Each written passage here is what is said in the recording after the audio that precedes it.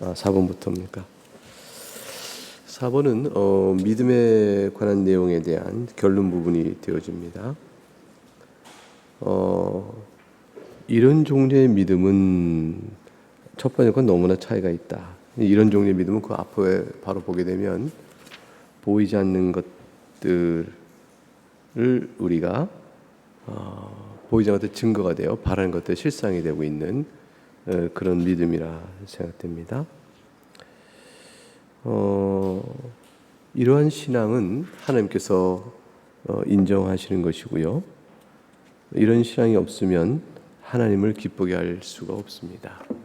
그러니까 하나님을 기쁘시게 할 만한 모든 일들은 믿음으로도 비롯되어지는데, 그 믿음은 보이지 않는 영적 사실에 대하여 그것을 믿는 것이라.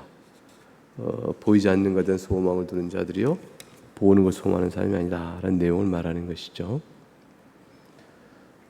그래서 하나님께서 그 다음 문장이 중요해요. 5절째 보게 되면 우리가 원하고 하나님께 원하는 것을 무엇이나 얻을 수가 있게 되는데, 그런데 더 큰 선으로 인도하는 것이기만 하면 무엇이라 돌아가신다. 이게 중요한 말씀이죠. 너희가 내 이름으로 구하면 무엇인지 얻게 될 것이라. 주님께서 그렇게 말씀하실 때 이것은 내가 선택하고 있는 나의 필요, 나의 선, 그것을 놓고 우리가 주 앞에 기도하게 될 때 그 또한 하나님 보실 때 선이 되어지거나 그럴 경우는 역시 응답이 반드시 이루어진다는 것이죠. 근데 기도했는데 응답이 되지 않을 경우가 있습니다. 우리 눈에 보기에. 그것은 하나님께서 그의 지혜로우심 가운데서 더 큰 선을 위하여 우리가 구하는 것들에 대하여 지금 답을 안 하시고 계신 것이죠. 그러므로 기도 응답을 안 하신 것이 아니고 기도를 듣지 아니하신 것이 아니라 더 큰 선을 위하여 우리의 구하는 바를 주께서 이끌어 가시기 위해서 그러신 것이죠. 그래서 그걸 즉각적으로 답을 하고 계시지 않으신 거예요. 이것을 믿고 안다는 것은 소중한 믿음인 것이죠.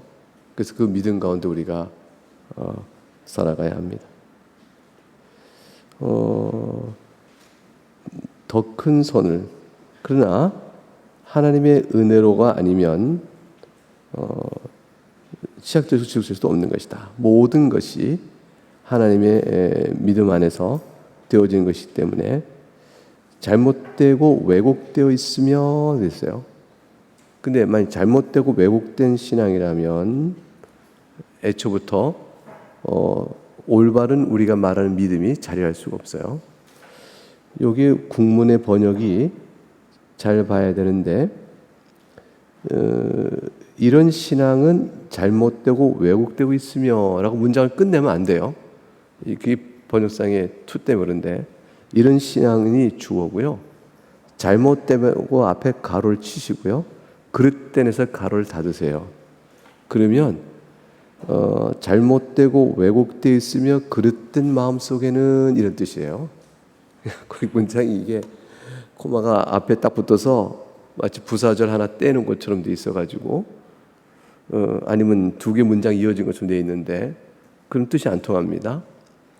이런 신앙, 하나님께 인정받는 이런 신앙은 어떤 마음에는 자리를 틀 수가 없냐면 잘못되고 왜곡되어 있으며 그릇된 마음 속에는 자리를 틀 수 없다. 그러니까 이런 마음이 새롭게 되는 은혜가 있어야 되니 이게 중생의 은혜가 있어야 되는 거죠. 뿐만 아니라 하나님의 은혜가 아니면 안 되는 거죠. 하나님 은혜가 있어야만 그 마음이 우리가 바람직한 신앙이 자리할 수 있는 마음으로 바뀌게 되는 것이고 그래야 될 수 있는 것이기 때문에 그렇습니다. 뭘 말하죠? 우리가 갖고 있는 바른 믿음은 하나님의 은혜로 마음밭이 바뀌어짐으로 우리에게 주어지고 유지되고 있는 것입니다. 이 얘기를 하는 것이죠. 믿음은 따라서 하나님의 은혜인 것입니다. 이 얘기를 하고 있는 겁니다. 이 점이 하나님께서 율법의 첫째 계명을 통해 우리에게 요구하신 일입니다. 첫째 계명 뭐가 있어요? 나는 여호와라 하시잖아요. 나 외에는 다른 신을 두지 말라. 이렇게 말씀하시고 있는데 그것은 오직 하나님만이 우리의 희망이요 신뢰다. 그러니 다른 신을 두는 자의 마음속에는 이 믿음이 있을 수 없다. 우리가 보는 하나님 인정하시는 믿음은 오직 하나님께만 향하는 믿음이어야 그 믿음이 되어지는 것이다. 자, 그러면 이제 사도신경을 통해서 우리는 이와 같은 믿음의 내용을 살펴보게 될 것이다라고 되어 있습니다. 자, 그럼 이제 5번 섹션부터는 무슨 얘기를 잠깐 하냐면 삼위일체 하나님에 대해서 얘기해요. 그럼 그 어떤 하나님이신가? 라는 것에 대한 이야기를 쭉 이어가고 있습니다. 이게 조금 비교적 삼위일체 얘기가 127쪽까지 이어져요. 그러니까 섹션 9번까지 계속 이어져 갑니다.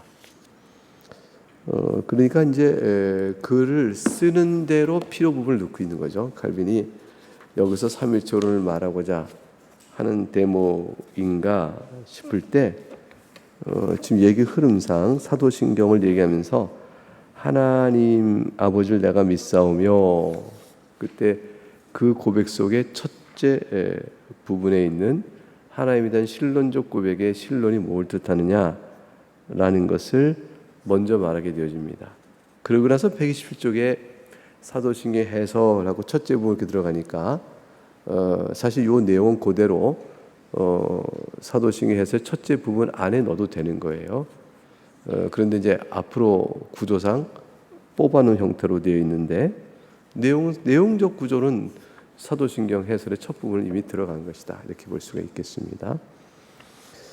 그래서 이제 118쪽 섹션 4번의 맨 마지막 단락 보게 되면 사도신경 네 부분 나눠져 있는데 그 중에 첫 세 부분은 성부, 성자, 성령 하나님께 각각 할당되고 있다. 성삼위 하나님이 영원하고 전능하신 우리의 한 분 하나님이시다. 그분을 우리가 믿는 것이다. 이 과감한 번역이 나왔어요.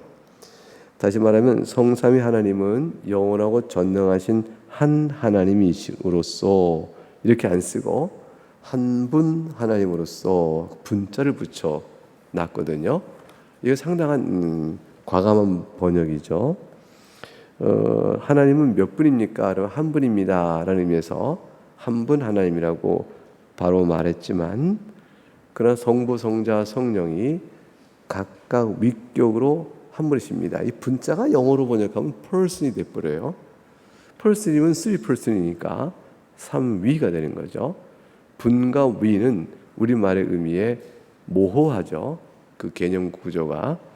그렇기 때문에 한 분 하나님이란 말이 맞으면서도 세 분 하나님이란 말도 가능한데 우리가 세 분 하나님은 삼신론을 표현할 때 말과 똑 일치해버려서 그 말을 쓰기 꺼려하고 안 씁니다. 삼신론으로 그대로 오해가 돼버리니까. 그러니까 위격의 의미가 애매해져 버리는 거죠. 한 하나님, 같은 본질의 한 하나님을 한 분 하나님이라고 우리가 말하게 되어지면, 근데 이 말 틀린 말은 아니에요. 왜냐하면 성삼위 한 하나님께서 하나님으로서 하시는 일은 우리 속에 한 분 하나님이라고 고백할 수밖에 없는 그 하나님이에요. 왜냐하면 하나님 되심이 항상 동일하니까. 그래서 하나님 우리가 한 분밖에 없어요. 전능하신 하나님이 여러분이 안 계시거든요. 무한하며 영원하시며 거룩하며 이게 다 하나님이신데 하나님은 다 한 분이시지. 새 무한, 새 위대성, 새 영원성, 새 전능성 거기다 셋째를 다 못 붙여요. 하나님의 특성을 말할 땐 항상 하나 한 분이시지 복수 개념을 붙일 수가 없어요. 그러니까 전능하신 하나님은 몇 분입니까? 그러면 전능하심이 둘이 있을 수 없으니 한 분입니다. 그렇게 되는 거죠. 그러면 영원하신 하나님 몇 분이십니까? 영원함이 두 분 계시지 않아요? 그러니까 영원하신 하나님은 한 분이십니다. 이렇게 되어지죠. 그래서 하나님의 고유한 신적 본질에 입각한 특성들을 따라 한 하나님을 말할 때는 그런 하나님은 한 분이십니다 라고 말할 수 없는 한 분이셔요. 그런 의미에서 세 분 그러면 마치 전능함에서 차이가 조금씩 있으면서 세 종류의 하나님이 있듯이, 마치 공의도 공의성 차이, 영혼도 영혼 차이, 이렇게 조금씩 어떤 미세한 신적 차이가 있어서 세 종류가 있는 것처럼 보면 세 분 하나님이 되어버린다 말이죠. 그러니까 그런 식으로 있지 않다, 이거 오직 한 분 하나님이다, 이렇게 표현을 쓰는 것은 아주 필요한 표현이게 되어집니다. 거기에 그것을 쓰고 나니까 분자를 person으로 되어 있는 3위의 위격, 1위, 2위, 3위로 되어 있는 세 위격의 하나님을 우리말로 뭐라고 세 복수성을 설명할까? 그때의 각각의 고유의 위격성은 인격성도 가지고 계신 것이니까. 왜냐하면 성부와 성자, 성령 사이에 상호 구별되며 서로 대화를 나누신다는 것은 이분들이 한 분 하나님에서 의식의 한 의식 속에 세 가지 양태가 있는 게 아니라는 거예요. 한 가지 의식 속에 세 가지 자아분열적 세 양태가 있는 것이 아니고 각각의 의식체로서 각각의 고유한 특성을 갖고 있는 거죠. 그래서 성부께서는 성부고, 성자는 성자고, 성령은 성령으로서의 각각의 고유한 personality, 인격성과 자기 자신의 특성을 갖고 계셔요. 위격적으로는 뚜렷이 구분되는 고유의 특성이 있으신 것이죠. 이 세 분이 서로 간에 대화를 나눌 수가 있게 된단 말이에요. 이러한 위격을 그러면 어떻게 말로 구별을 할까? 근데 분자가 없어져 버렸어요. 분자가 아까 말한 것처럼 전능함의 세 종류가 아니라 한 전능하신 하나님이시기 때문에 전능한 하나님은 한 분입니다, 이렇게 말할 수밖에 없기 때문에 본질의 한 분됨에 분자를 썼으니, 위격의 구별에 분자를 쓰게 되면 마치 성부 하나님 한 분, 성자 한 분, 성령 한 분 분자를 나누면 성부, 성자, 성령 하나님이 구별되는 만큼 아까 한 전능함의 구별이 여기에 또 성부의 전능함과 성자의 전능함과 성령의 전능함이 각각 분이라고 말하는 순간, 세 분이 붙는 순간 차이가 있나? 이렇게 생각이 되는 거죠. 그래서 성부의 전능함과 성자, 성령 하나님의 각기 전능함이 차이가 있다면 세 분이라고 말할 수밖에 없죠, 따로따로. 근데 이건 삼신론이란 말이에요. 근데 그렇지 않다. 그래서 오직 전능함은 오직 전능하신 하나님은 몇 분입니까? 한 분입니다는 그 분으로 다 통일된단 말이죠. 통일되니까 위격으로 구별되어진 각 위격은 뭘로 우리가 표현할 것이냐? 그 위격이지. 그 위격은 신학 용어지 일반 용어가 아니거든요. 그러니까 신학 용어로 표현할 수밖에 없다는 건 참 골치 아픈 거잖아요. 이해를 얼른 누가 하겠어요? 그러니까 신학적으로야 세 위격의 한 본질이다 이렇게 말하면 끝나지만, 사람이 듣고 아는 데는 한참 거리가 먼 거죠. 위격은 또 뭐냐? 그 한 분이네. 그 한 분이지. 여기 세 위격이 있으면 세 분 계시가 똑같은 뜻이네. 그럼 분으로 하면 되지. 그건 안 돼. 왜? 전능하신 분은 한 분이시니까. 그러면 뭘로 써요? 다른 말이 없죠. 그래서 이제 없어요, 말이. 없어요. 말이 없어요. 그래서 위격 또는 삼위 하나님, 우리가 멋있게 얘기하는데 삼위의 위는 뭐냐? 설명 들어가면 또 어려워지기 시작하는 거죠. 우리말은 그래서 없다. 그래서 저는 한 하나님이고 세 분 위격이다, 이렇게 표현하기 차라리 낫지 않냐? 한 분 하나님이고 세 위격보다는 한 하나님이시면서 세 분 위격이다, 그런 게 좀 이해가 쉽지 않을까? 분을 위격과 같은 개념으로 쓰는 게 빠르지, 본질 대심에 하나 된 그 하나님을 거기다 분자 붙이는 것보다는 오히려 일반 언어 개념상도 일치한다. 왜냐하면 사람을 여기 몇 분 계셔요 할 때 모두가 다 같은 사람이니까 한 분 인간이 여기 계십니다 이렇게 말하지 않거든요. 이 분양 개념은 개별성이라는 게 있단 말이에요. 10분 들어가셨어, 그 5분 나오셨어, 그 두 분이 들어가셨네. 다시 세 분이 나오셨어. 남아있는 분은 몇 분일까요? 이런 거 이제 애들한테 묻잖아요. 산수 문제. 다 분자 붙이거든요. 개별성 때문에 나오는 말이잖아요. 그 분에는 개별성이 있는데, 그래서 세 위격이 개별성을 담은 세 분 한 하나님이 더 좋지 않냐. 이게 이제 제 제안인데, 각기 말하고 있어요. 각기. 그래서 오해하지 말아라는 전자에 각기 자기 소견대로 쓰고 있는 형편이 되고 있다. 이제 그런 겁니다. 통일된 표현은 없고요. 학문적 용어만 통일되어 있고 일반 언어로 표현하는 데서는 통일되어 있지 못하다.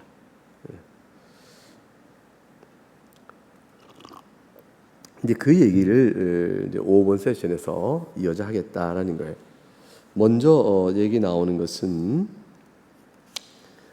하나님은 몇 분이시냐? 한 분이시다 얘기를 하겠다는 거예요. 119쪽에 118쪽 5번 세션에 들어가는 말에서 두 번째 보게 되면 끝에 한 분 하나님이 삼위로 계신다. 이게 전통적 삼일체에 대한 우리 표현이었어요. 그래서 이걸 그대로 받으셔도 이해만 하시면 돼요. 한 분 하나님이 삼위로 계신다. 이렇게 표현한 것 때문에 나타나는 문제점은 없습니까? 이 표현이 갖고 약점은 뭐냐면 양태론적 설명을 쉽게 해나간다는 거예요. 사람들이 한 분 하나님이니까 마치 사람이 개별자 하나가 있는데 삼위 세 가지 모습으로 나타난다. 이 전형적인 양태론이거든요. 저도 어릴 때 설교 드리거나 부흥회 때 부흥사님들 가르치고 전부 양태론이었어요. 전부 양태론이었어요. 내가 집에 가면 남편이요, 애들한테는 아버지요, 여러분한테는 목사입니다. 이게 내가 한 사람인데 세 가지 모습을 갖고 있듯이 하나님도 그렇습니다. 이 양태론이죠. 이단이죠. 이단적 설명이죠. three person, 세 위격의 구별성과 그걸 인격적 구별성을 완전히 부인하고 있는 거니까. 그러니까 나는 한 인격으로 아버지 역할론이 되고 말잖아요. 그러니까 세 가지 역할을 하시는 하나님이 아니거든요. 삼일체는 아버지, 아들, 성령께서 서로 구분되시면서, 구분이란 말은 본질 하나 되면 해치는 말이 될까봐 구별되면서. 그래서 divide, 영어로는 divide라는 말 안 쓰고 distinct라는 말 써요. 그래서 three distinct person이지 three divided person 이렇게 안 합니다. divide person 그러면 이건 30년이 돼요. 왜냐하면 divide 완전히 쪼개져 나눠졌다는 순간 이질적 개념이 개입될 가능성이 있어서 한 본질의 개념이 손해를 봐요. 그래서 구분이란 말을 안 쓰고 구별이란 말 쓰기는 좋다. 근데 이것도 사람에 따라서는 또 구분이란 말을 또 쓰네요. 그래서 당신이 무슨 뜻을 썼는가 예민하게 보다 보면 이분은 구별의 의미를 구분과 구별 없이, 그야말로 구별과 구분을 구별 없이 같이 쓰고 있구나. 그렇게 이해되면 이 사람도 문제는 없어. 이렇게 이해가 되어져야 돼요. 그러니까 구분과 구별의 신학적 적용에 있어서의 개념적 차이도 아직 정립이 안 돼 있죠. 그러다 보니까 그것조차도 혼돈되고 있어요. 저는 여러분에게 구별됐다라는 말을 쓸 수 있는 게 좋습니다. 이렇게 말씀을 드립니다. 그래서 한 본질 아래 세 위격으로 구별되어 있으신 분인데, 이 구별은 위격 자체의 특성상 단순히 한 인격이 one person이 three role, 세 가지 역할을 하거나 세 가지 모드, 세 가지의 양태, 양식으로 나타나는 것이 아니고, 그러면 왜냐하면 각 양식은 고유의 인격성이 없거든요. proper person이 없어요. 고유의 인격성이 있어야 한단 말이에요. 그것이 없으므로 잘못된 것이요 이단입니다. 그걸 말해서 양태론이라고 그래요.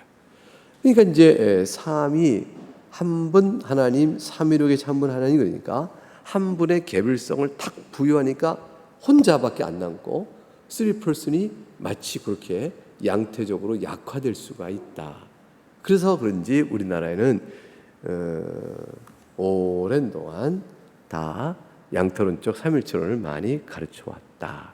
이제 이런 얘기를 들을 수 있는 거죠. 그렇다고 해서 세 분 하나님, 한 하나님이신데 세 분이시다 말하면 이것도 세 분에 꽂혀서 30농 넘어가면 안 되니 이것도 참 어려운 일이죠. 그래서 우리말의 개념은 신학적 용어상은 구별되지만 일반 언어상으로는 혼돈성이 있다. 다소 그런 말씀을 생각합니다. 그런데 이 삼위일체 하나님에 대한 교리가 우리가 이제 4세기 이후로부터 이미 공교회적 통일된 신일론으로 확정이 됐죠. 니케아 공의에서 이거를 이제 확정했단 말이죠.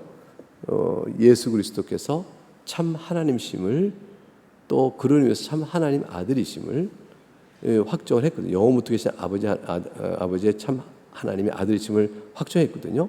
예수 그리스도의 신성이 확정되었으니 자연스럽게 아버지와 아들 사이에 신성의 차이가 없다면 한 하나님이 되어지고 성령 하나님도 그렇다면 삼위일체론이 나와야 되죠. 삼위일체 교리는 그 뒤에 일어나요. 한 60년 가까이 지나서 381년에 콘스탄티노플 회의에서 비로소 삼위일체 개념이 확정이 되어져요. 그러니까 Three Person One Essence 그걸로 또 우시아 또 히포타시스 그래서 이렇게 한 우시아는 본질, 히포타시스는 위격 이렇게 말하는 식으로 요 표현이 등장하여 확정된 것은 381년에 가서 되어진다. 그때 이후로는 삼위일체론이 교회 안에서 아무도 이의를 제기한 적이 없었고 다 우리의 신론적 고백으로 정통으로 받아들였는데 종교개혁 때에 이르러서 계속적인 문제 제기가 있었죠. 소시니안이라는 사람들 중심으로 하여 소위 하나님은 오직 한 분이시니 단신론이 맞다. 삼위일체론 틀었다. 그래서 삼위일체론을 부정해가는 그러한 유니테리안이라고 그래요. 한 위격, 한 본질을 주장하는 사람들이 계속 등장하고 괴롭혔죠. 우리는 한 본질의 삼위로 계신 하나님을 믿는데 저들은 그건 합리적이지 않고 틀렸다고 생각해요. 그래서 한 본질의 한 위격 하나님이라고 주장해 나가요. 그럼 예수 그리스도는 어떻게 되느냐? 이게 이단인 게 예수 그리스도 어떻게 되냐 했다면 그 예수 그리스도는 사람 가운데 가장 뛰어나게 하나님으로 되신 분으로 예수 그리스도의 신격을 낮춰버리게 되어져요. 유니테리안의 치명적인 문제죠. 그래서 이단성을 피할 수가 없습니다. 이런 일들이 종교개혁 당시 칼빈 때도요 기승을 부렸어요. 그래서 17세기까지의 삼일체론 반삼일체론주의자들이 기독교 교회 이름으로 얼마나 많은지 몰라요. 참 아이러니하죠. 1500년 동안 지켜온 교리가 아니 4세기만 하더라도 1100년 이상 지켜온 교리가 17세기 가서 완전히 막 반대론이 많아지 득실하는 거죠. 16세기부터. 그러니까 칼빈이 이미 칼빈 당시 때부터 이런 도전들이 오니까 못 박아 놓는 겁니다. 그렇지 않다. 그렇게 말하면서 119쪽에 가게 되니 위에서 다시 줄에 왜 하나님은 한 분이시냐? 신명기 6장 4절 유명한 말씀을 들어놓죠. 우리 하나님 여호와는 오직 하나인 여호와시니라라는 말을 놓았습니다. 성경을 보면 성부를 하나님이라 하고 아들을 하나님이라고 성령을 하나님이라고 다 말하고 있는 것은 성경이 산수를 모르기 때문에 말하는 것이 아니다 그런 거예요. 하나님께서 그러신 분이기 때문에 그런 것이다.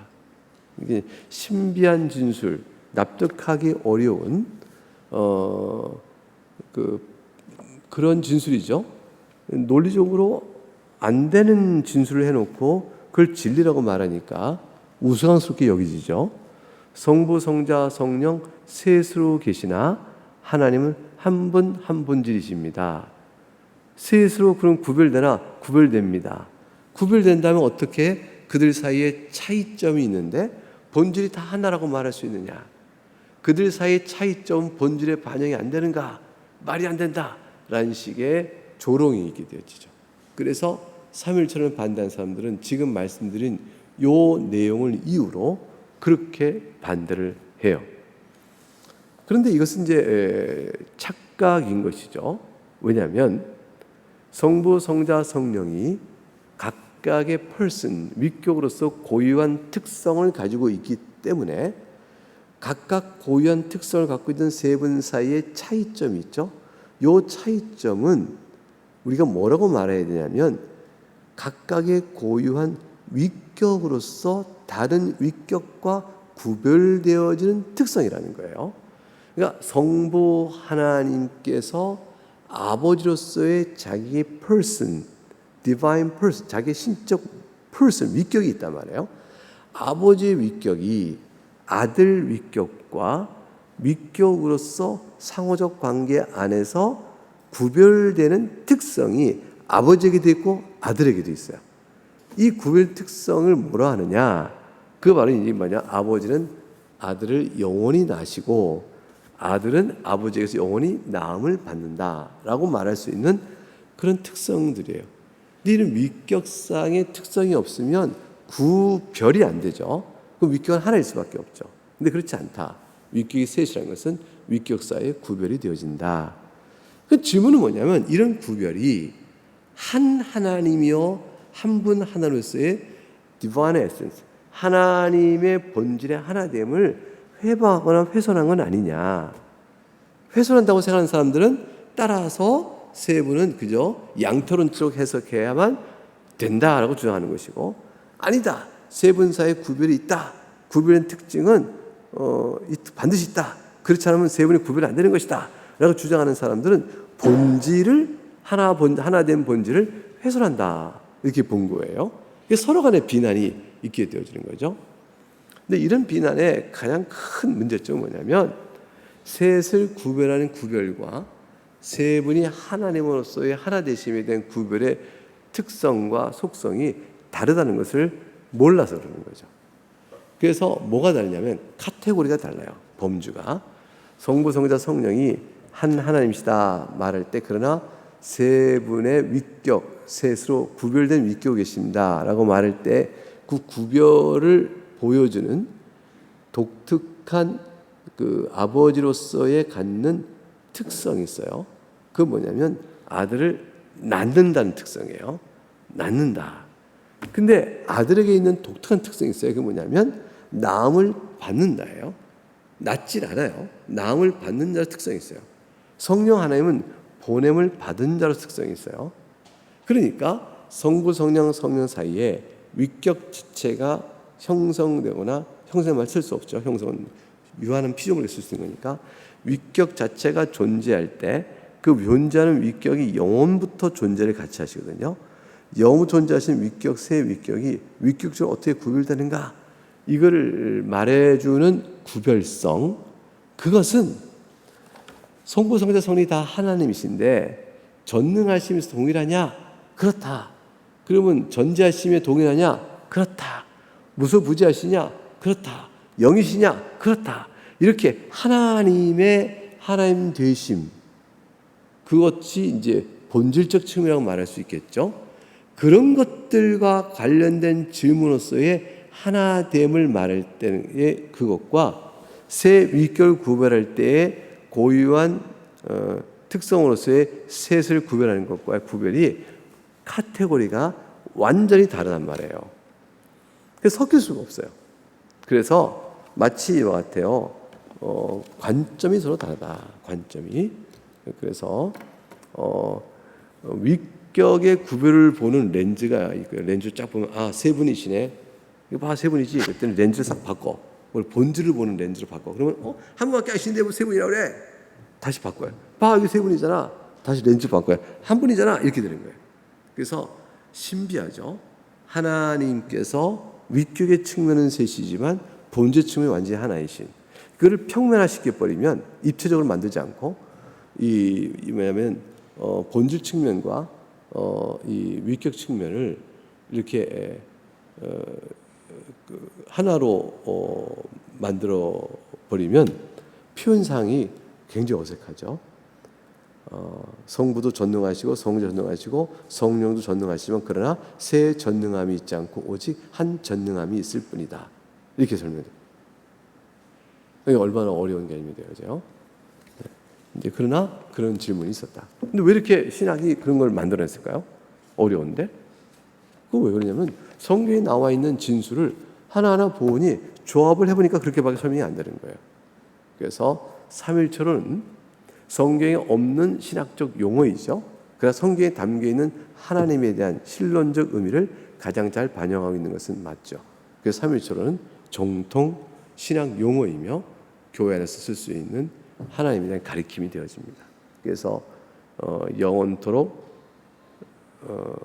삼일체로 계시오며 우리에게 은혜와 자비를 베푸신 하나님 아버지 이렇게 말할 때 그때의 하나님 아버지는 삼일체 전체의 한 본질 안에 있는 하나님을 아버지라고 부르는 것이고 위격 안의 성부를 가리켜 아버지라고 할 수 있는 이중적 의미를 갖고 우리가 사용하는 거예요.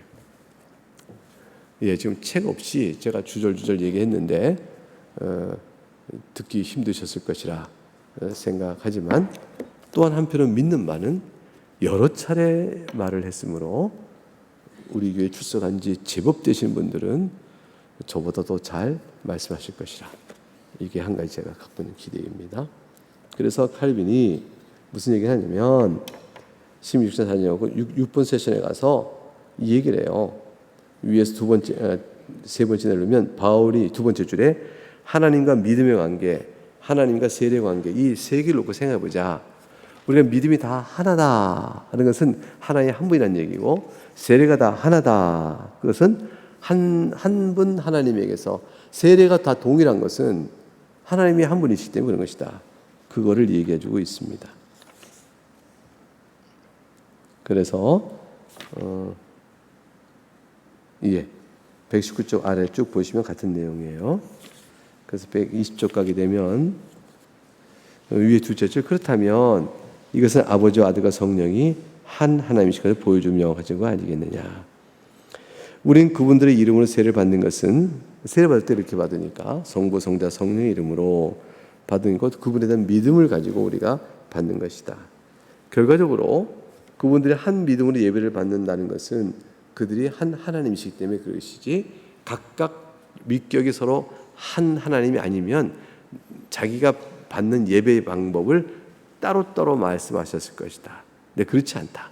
예배는 오직 하나로 예배되는 것은 위격이 세 위격이 한 분 하나님을 말하는 것이고 세 위격이 구별되어 나오는 성경들도 많이 있다. 그걸 잘 주의해 주길 바란다. 여기까지가 설명입니다. 여기까지 기본적으로 삼일체에 관한 내용을 잠깐 말씀드렸습니다. 네, 여기까지 하겠습니다. 기도하겠습니다.